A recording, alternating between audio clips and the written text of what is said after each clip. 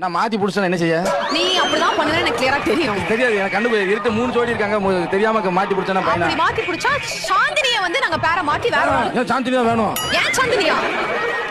என்ன சொல்லி கையில ஏதோ அல்வா கொடுத்து புடுங்க மாதிரி பேசாப்ல. வார்த்தைக்கு 100 தடவை ஏன் சாந்தினி எல்லா எபிசோட்லயும் சொல்றல.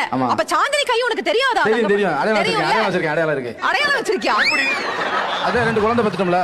ஆஹா ஏய் அந்த 2 குழந்தைய விட மாட்டறப்பா இவரு. வாங்க வாங்க வாங்க. எனக்கு இப்ப தங்கபாண்டி பேசும்போது ஒரு விஷயம் உரைக்குது. இவங்க எல்லாம் ஃப்ராட்த்தனம் பண்றாங்க, ஸ்கேம் பண்றாங்க. சோ என்ன பண்ண போறீங்க? உங்க கைகள் இருக்கக்கூடிய அந்த ப்ராப்பர்ட்டிஸ்லாம் கலட்டி என்கிட்ட கொடுங்க. யாரும் எதை வச்சு கண்டுபிடிக்க கூடாது. ஐயோ வாயை கொடுத்து ரொம்ப வாங்கிட்டேனே. எல்லாத்தையும் கழட்டு. ஏய் இது மட்டும் எத்தனை பத்திரமா பாத்துக்கறேன் சுட்டி. ஒரிஜினல் தானே? சுட்டி 450 கிலோ வச்சிருக்கான் சுட்டி. ஓகே கொடுத்துரு. எல்லாரும் கழட்டி அக்சஸரீஸ் கழட்டுங்க.